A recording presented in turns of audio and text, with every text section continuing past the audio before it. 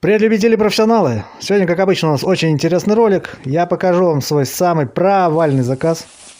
А заодно и очень красивый оригинальный навес из поликарбоната над входной группой. Конечно, поговорим, как эти две вещи уместились у меня в одном проекте.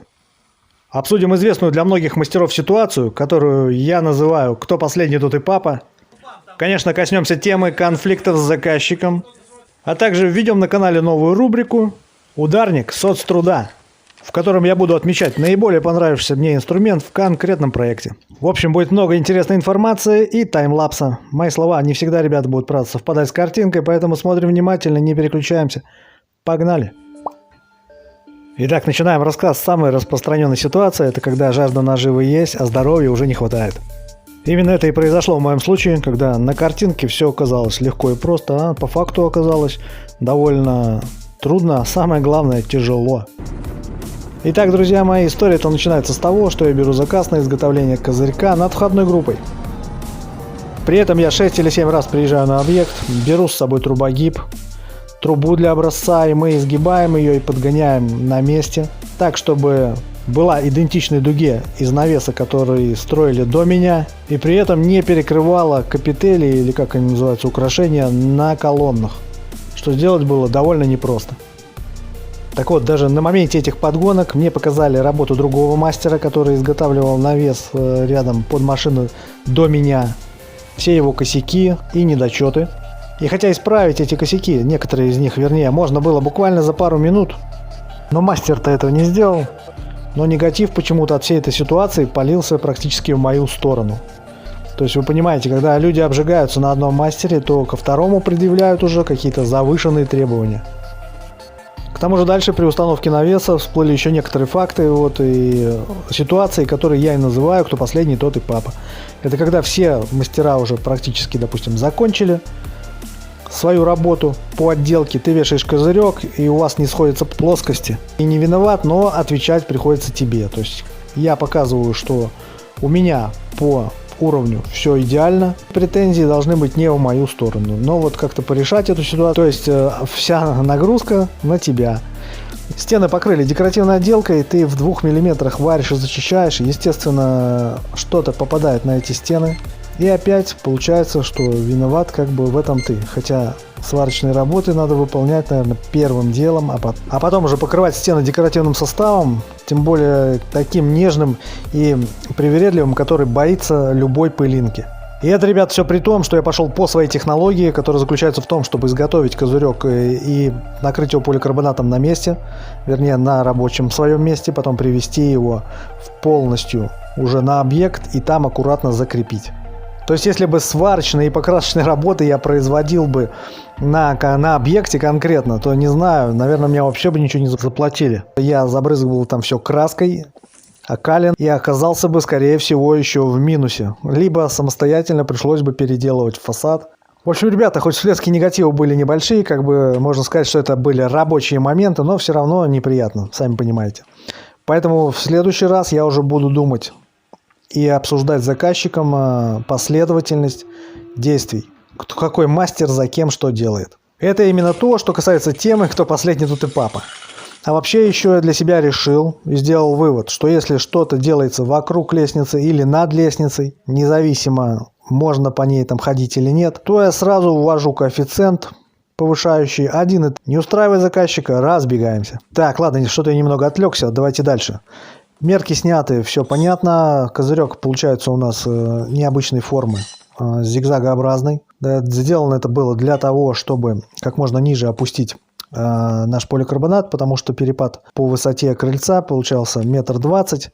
И как бы чтобы вода не затекала при косом дожде на крыльцо и ступени, решили сделать такую необычную конфигурацию. Хоть я и варил у себя в гараже конструкции побольше, но здесь надо было выверить все плоскости, потому что опорные столбы, на них ставились ригеля, и эти ригеля ложились именно на участке этого нашего навеса. И если бы я промазал хотя бы на пару миллиметров, то все пошло бы в кривь и в кость. К тому же сам каркас изобилует еще дополнительными поперечинами, декоративными раскладками, как вы видите на картинке. В общем, пришлось потрудиться довольно сильно. И я очень промазал со сроками и затратил на это гораздо больше, чем рассчитывал изначально. Еще одним моим промахом, самым главным, это оказался вес конструкции.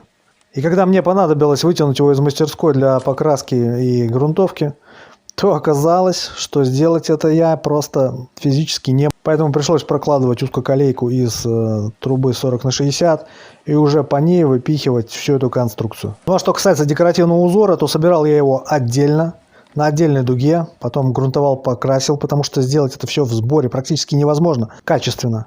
И потом уже вваривал в точно так же прогрунтованный и покрашенный козырек. Так что, ребята, силы здоровья ушло немерено. В общем, я очень сильно просел по срокам. На сегодняшний момент самый мой провальный проект. Но в этом я никого не виню. Это мой плохой опыт. И теперь я буду уже знать, что при изготовлении таких вот трудных козырьков или навесов коэффициент будет точно 2,0. Но и на этом весь геморрой не закончился, потому что все это надо было доставить на объект. Это 30 километров. Вот в моей мастерской ширина навеса оказалась, вернее оказалась как, 3 метра. Вроде бы казалось ничего, да, но кто знает правила ПДД, то максимальная ширина транспортируемых вещей должна быть не более 2 метра 60 сантиметров. Но пришлось немного рискнуть, ну а как в наше время. Хорошо, правда, что есть друг с 5-метровым большим прицепом, который все равно пришлось удлинять с помощью 6-метровых труб 40×60. И вот в таком виде, ребята, мой автопояс легко по длине может посоперничать с фурой. Слава богу, что за большим микроавтобусом ширина этого навеса как бы немного скрадывается и не кажется уже такой внушительной. Еще один интересный момент. Так как живу я возле самой границы, то при съемке моих передвижений в кадр моей камеры попали не только пограничники, ну а также мигранты, которых эти пограничники ловят, а также таксисты, которые их с удовольствием подвозят. В общем, все работают. Вез я его в сырую погоду, поэтому после доставки на место немного сполоснул с помощью керхера. Дальше все казалось довольно просто. Устанавливаем столбы, кидаем ригеля в виде ферм. При креплении, правда, их к дому и возник вот этот конфликт с немного выпачканной стенкой. Ну да ладно, забыли уже. Также для жесткости конструкции мы изначально придумали, что будем крепиться к железным столбам, которые изображают колонны. Но, как оказалось, позднее столбы эти были не железные, а чугунные. Поэтому сварку пришлось заменить тем, что насверлили отверстий, нарезали резьбу и вкрутили болты, прикрепив таким образом пятаки, а к ним уже приварили наши усилители. Ну а после этого уже решили, что точно таким же образом через болты всю конструкцию к стене дома будем крепить, потому что если бы это делать с помощью сварки, то точно всему фасаду пришел бы полный кирдык. И вот, наконец-то, когда спустя практически целый день этих мытарств мы все-таки смогли выставиться и закрепиться, я установил дополнительную распорку между столбами, чтобы их не складывало внутрь. Решили, наконец-то, что настало то самое время, и до темноты мы успеем забросить этот навес на свое законное место. О, правда, ребята, еще забыл добавить. Оказалось, что закладные под столбы сделаны со смещением 6 сантиметров в одну сторону. Поэтому пришлось высчитать это смещение, высчитать, насколько он поднимет этот навес на одну сторону и подрезать столб. То есть, в общем, мороки с таким видом навеса, да, получается гораздо больше. Хотя закладные ты устанавливал криво не я. Опять этот синдром последнего папы. Ну так вот, ребята, что касается подъема. Я сразу оговаривал заказчикам, что нам понадобится 4 здоровых человека. Реально здоровых, которые смогут поднять, 50 килограмм на грудь, и потом еще и на вытянутые руки, чтобы положить все это сначала на леса, а потом с лесов уже переставить ригеля. И тут заказчик не подвел.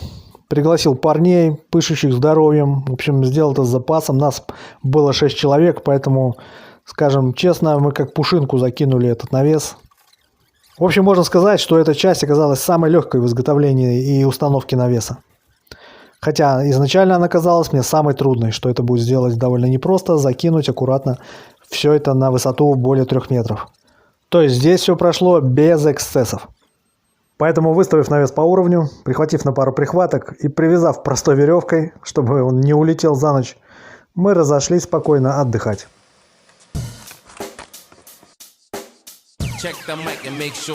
Но мне на следующий день пришлось исправить свои же косяки, поэтому пришлось наращивать еще одну ступеньку.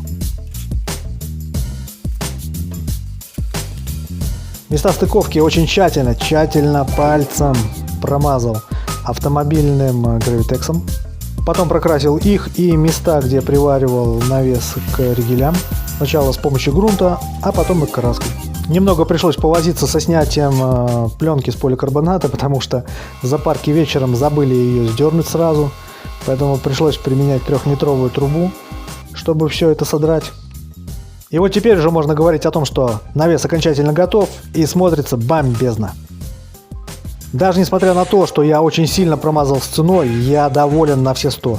Ты просто смотришь и радуешься, что сделал хорошее людям. Они радуются, что получилось недорого. В общем, получается такой круговорот позитива в природе. И в этот момент, ребята, все небольшие конфликтики и рабочие моменты с заказчиками, просто забываются напрочь. К тому же я получил хороший опыт и красивое портфолио в свою коллекцию. Ну а теперь, ребята, как и обещал, новая рубрика «Ударник соцтруда». И на это звание у нас сегодня несколько претендентов. Первый – это китайский недорогой уровень, без него бы разметка заняла бы в 10 раз больше времени. К тому же это он позволил доказать, что у меня все ровно и никаких проебов. Конечно, среди претендентов также вот этот шуруповерт, который прошел сегодня чужие руки, а также упал с парапета, просверлил через 40-ую трубу с толщиной стенки 2 мм наискось, уголок 6 мм. В общем, я боялся, что не выдержит в чужих руках, но, как видим, работает и дальше. Ясное дело, что среди претендентов затесалась аккумуляторная болгарка фирмы Redwerk. Конечно, я использовал и простую болгарку, но крайне неудобно работать на высоте 3,5 метра, когда шнур у тебя всего 3. Ну и куда же, ребята, на монтаже без 5-метрового рукава, который на конце дополняется сваркой. Тоже вроде все отработало без эксцессов, но победителем в сегодняшнем конкретном проекте я все-таки хочу выделить вот этот легендарный трубогиб удачный. И именно на него я оставлю ссылку в закрепленном комментарии. Покупайте, не пожалеете. В принципе, этот трубогиб давно уже стал легендой и в моих комплиментах не нуждается. Но именно благодаря ему у меня идеально получилось собрать эту довольно сложную конструкцию. Так что порадуемся, ребята, за сегодняшнего победителя. Ну а в следующих роликах будут другие проекты и, я думаю, другие лауреаты. Ну а всем, кому понравился ролик и оригинальный навес, ставим лайки и дизлайки, обязательно подписываемся и не забываем комментировать. Дальше, как обычно, прямые руки вам в помощь. Всем удачи, здоровья, мирного неба над головой. Прорвемся.